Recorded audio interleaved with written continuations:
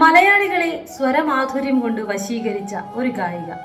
ഒരുപക്ഷെ തെന്നിന്ത്യൻ സംഗീത വ്യവസായത്തെ കൊടുങ്കാറ്റാക്കിയ മലയാളത്തിലെ പ്രമുഖ പിന്നണി ഗായിക എന്നു തന്നെ പറയാം രാധിക തിലകിനെ. നിറയൗവനത്തിൽ കാലം കൊണ്ടുപോയ അതുല്യ പ്രതിഭ. ആ ഗായികയെ കുറിച്ച് നമുക്കിന്ന് സംസാരിക്കാം.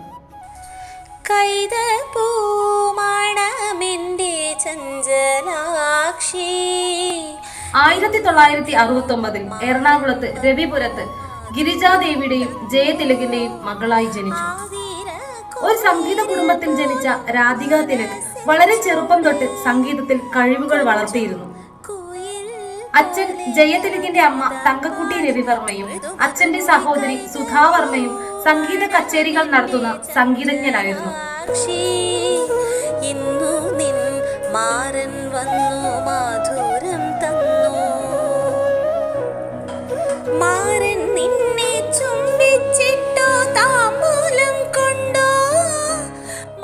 +2 കഴിഞ്ഞ സമയത്താണ് ജി വേണുഗോപാലിനോടൊപ്പം രാധിക തിലക് ആദ്യത്തെ സ്റ്റേജ് ഷോ നടത്തുന്നത്.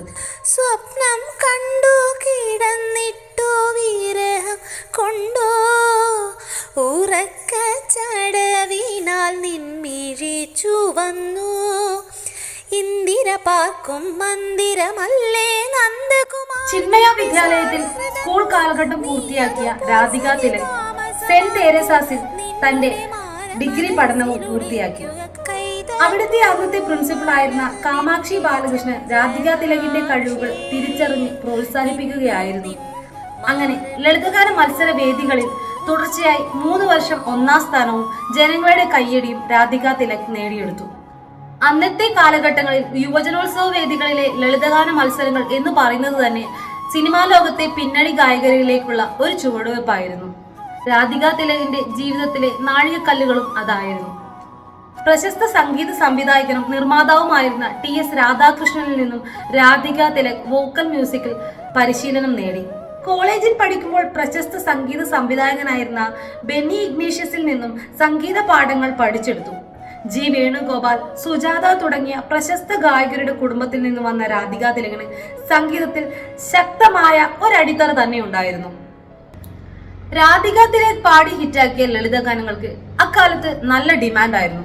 അതുകൊണ്ട് തന്നെ ആകാശവാണിയിൽ ലൈറ്റ് മ്യൂസിക്കൽ പ്രോഗ്രാം ചെയ്യാൻ അവർക്ക് അവസരം ലഭിച്ചു.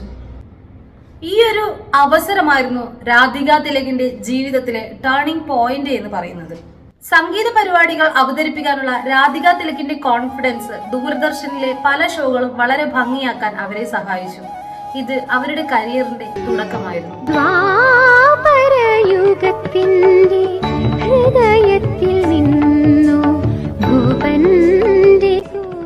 ഇത് പതുക്കെ രാധിക തിലകിനെ പ്രശസ്തിയിലേക്ക് എത്തിച്ചു. രാധിക തിലകിന്റെ തുടക്കം തന്നെ സുജാതയും ചിത്രയും ഇൻഡസ്ട്രിയിൽ തിളങ്ങി നിൽക്കുന്ന കാലമായിരുന്നു.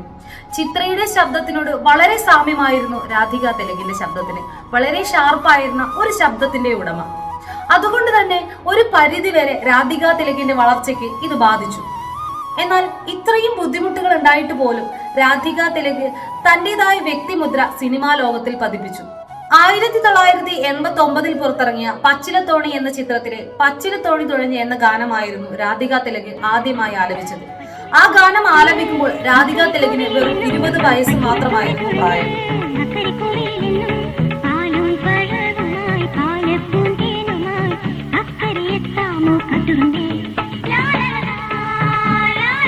പിന്നീട് മായാമഞ്ചലിൽ എന്ന ഗാനവും മഞ്ഞക്കിളിയുടെ മൂളിപ്പാട്ടുണ്ട് എന്ന ഗാനവും പാടി അവർ ജനശ്രദ്ധ നേടി. മായാമഞ്ചലിൽ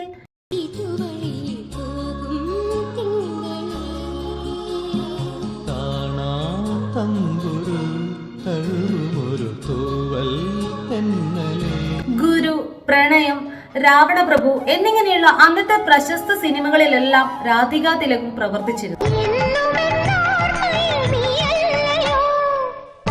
കുടങ്ങൾ തുളുമ്പും നിലപ്പെണ്ണിനും ദാവണിപ്രായമല്ലേ. യേശുവേ നീയാണ് എന്ന ക്രിസ്തീയ ഭക്തിഗാനവും സന്ധ്യാനാമം എന്ന ഹിന്ദു ഭക്തിഗാനവും പാടി അനശ്വരമാക്കാൻ ഇവർക്ക് സാധിച്ചു. കണി കാണും നേരം കമല നേത്രന്റെ നിറമേറും മഞ്ഞത്തുകിൽ ചാർത്തി കനകക്കിങ്ങിണി വളകൾ എല്ലാ വിഷുക്കാലവും ഈ ഒരു ഗാനം ഓർക്കാത്ത മലയാളികൾ ഉണ്ടാവില്ല. ഇത് പാടിയതും രാധിക തിലക് തന്നെയാണ്. ഇതുപോലെ വളരെയേറെ ഭക്തിഗാനങ്ങൾ ആലപിച്ചിട്ടുള്ള ഒരു പിന്നണി ഗായികയാണ് രാധിക തിലക്. അന്നത്തെ കാലത്ത് MG ശ്രീകുമാറിന്റെ നേതൃത്വത്തിൽ നടന്നിരുന്ന ഒട്ടുമിക്ക സ്റ്റേജ് ഷോകളിലും ജനപ്രീതി നേടാൻ രാധിക തിലകിന് സാധിച്ചു. ഇളയരാജ, മോഹൻ സിത്താര, ജോൺസൺ മാഷ് എന്നിങ്ങനെയുള്ള നിരവധി സംഗീത സംവിധായകരോടുകൂടിയും ഇവർ സഹകരിച്ചിട്ടുണ്ട്. ഇനി രാധിക തിലകിന്റെ വ്യക്തി ജീവിതത്തിലേക്ക് നോക്കുമ്പോൾ ഇവന്റ് മാനേജ്മെന്റ് കമ്പനി ഉടമയായിരുന്ന സുരേഷിനെയാണ് ഇവർ വിവാഹം കഴിച്ചത്. മകൾ ദേവികയുടെ ജനനശേഷം ഇവർ 5 വർഷം ദുബായിൽ സെറ്റിൽ ആവുകയായിരുന്നു. ഈ സമയം ഗാനരംഗത്തു നിന്നും ഒരു ഇടവേളയായിരുന്നു രാധിക തിലകിന്. എന്നിരുന്നാലും ദക്ഷിണാമൂർത്തി, ജോൺസൺ മാഷ്, രവീന്ദ്രൻ മാഷ്, യേശുദാസ് എന്നിവരുടെ എല്ലാം ഗൾഫിൽ നടക്കുന്ന സംഗീത സന്ധ്യകളിൽ പ്രധാനിയായിരുന്നു രാധിക തിലക്. ഗൾഫിൽ താമസിക്കവേ വോയിസ് ഓഫ് അറേബ്യ എന്ന ടെലിവിഷൻ പരിപാടിയും രാധിക തിലക് ചെയ്തിട്ടുണ്ട്. എന്നാൽ അപ്പോഴേക്കും ക്യാൻസർ എന്ന രോഗം രാധിക തിലകിനെ തളർത്തി തുടങ്ങിയിരുന്നു. സംഗീത ലോകത്തിൽ നിന്നും അവർ പൂർണ്ണമായും വിട്ടുനിന്നു. തുടർച്ചയായുള്ള ട്രീറ്റ്മെന്റുകൾ അവരുടെ ആരോഗ്യത്തെ ക്ഷയിപ്പിച്ചുകൊണ്ടേയിരുന്നു. 2015 സെപ്റ്റംബർ 18 ഒരു പനിയെ തുടർന്ന് അവരെ ആശുപത്രിയിൽ പ്രവേശിപ്പിച്ചു.